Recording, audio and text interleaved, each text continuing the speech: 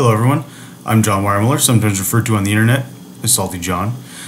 I'm one of the head judges this year at the Warhammer 40k tournament for the Las Vegas Open. I'm here to bring you a short video concerning the locked down and final ITC FAQs for the 2017 tournament at the Las Vegas Open.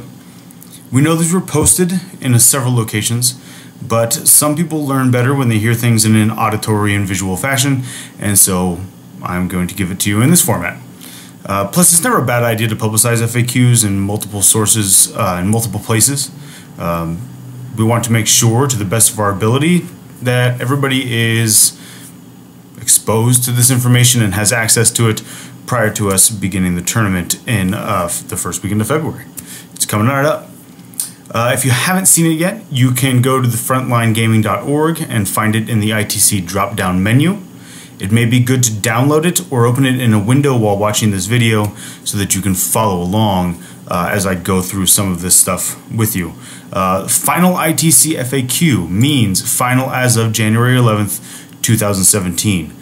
Any material released by Games Workshop after that date, including official FAQs and the Fall of Cadia, will not be in effect at the tournament.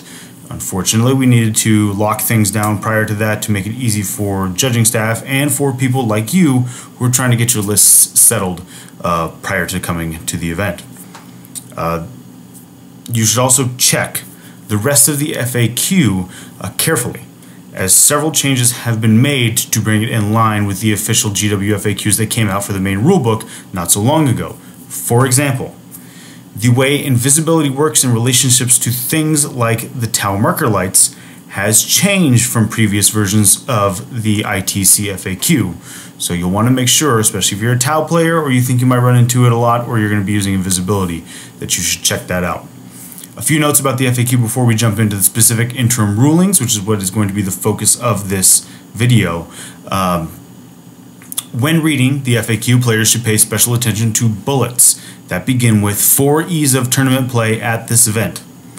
These bullets represent the most significant clarifications and, in some cases, direct changes to the existing rules.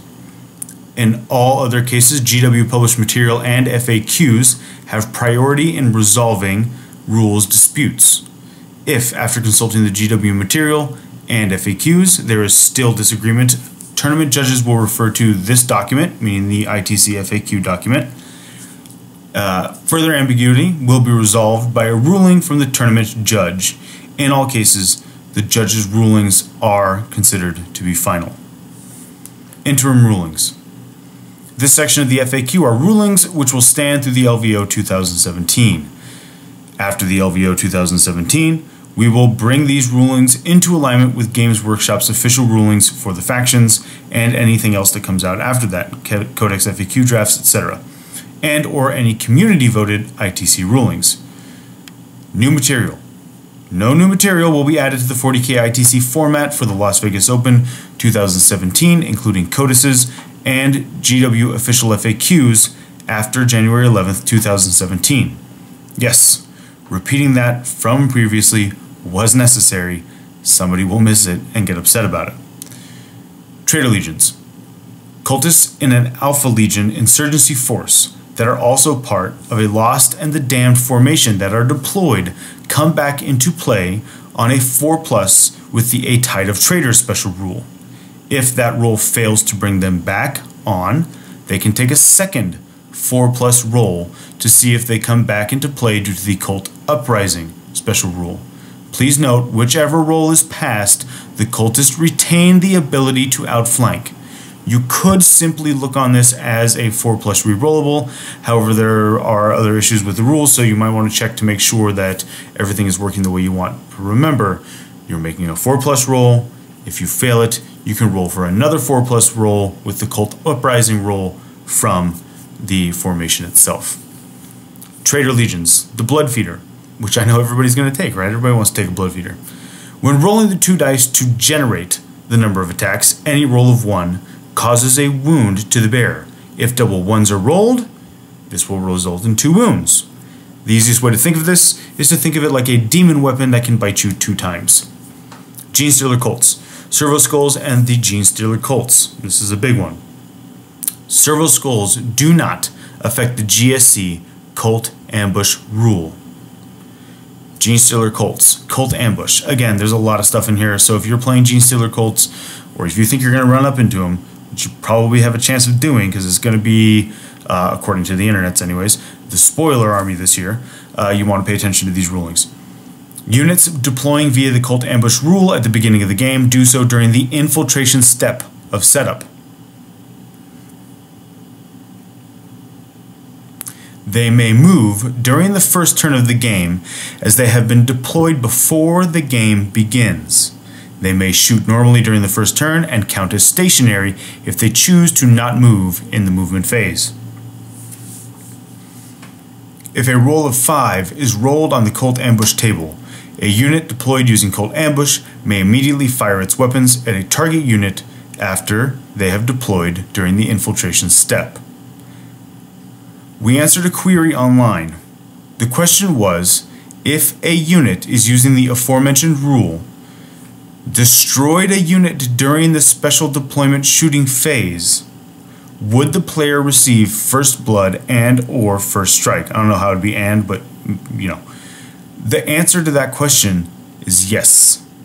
If you roll a 5 for a unit deployed with the GSC Cult Ambush roll, and you roll the 5, and you destroy a unit, you do get first blood or first strike if it's used in that mission.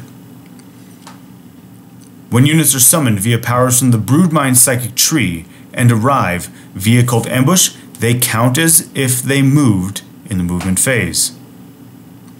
This means counts as having moved in all senses, so snap firing heavy weapons, all those things that go along with having moved in the movement phase do count.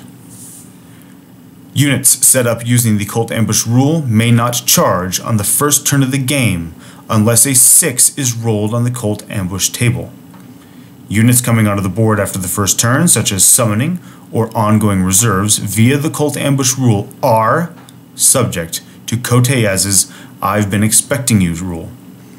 Units arriving via Cult Ambush during deployment are not subject to Koteyaz's I've been expecting you rule. Units that arrive via Cult Ambush during deployment are not eligible to be shot by weapons with interceptor rule. Units arriving via ongoing reserves are subject to fire from weapons with the interceptor rule. So the basic ruling here is, if you're using the GSC Cult Ambush rule to deploy on the board in that infiltration step, that special step that doesn't seem to exist but we have to make allotment for, you cannot be hit by interceptor or Koteyaz's I've been expecting you. If, however, you come on after turn 1 has begun, after the game has begun using that rule, you are subject to both interceptor and Koteyaz's I've been expecting you rule. I hope this has helped clear up any questions you might have. Again, this one was just a run through of the interim rulings. I highly suggest you download the new and updated version of the FAQ as of January 11th, 2017 to get your handle on what's going on for your army in particular. You will especially want to check anywhere you might know that the ITC FAQ used to talk about something that gets handled in the GW FAQ now. I hope to see you all at the LVO 2017. Again, I'll be head judging, so if you look for my mug, you can go ahead and call for the judge. There's going to be 4 others there, multiple other judges. We are there at your disposal. We highly suggest that if you need us, you call for us. We can't help you if we don't know there's a problem.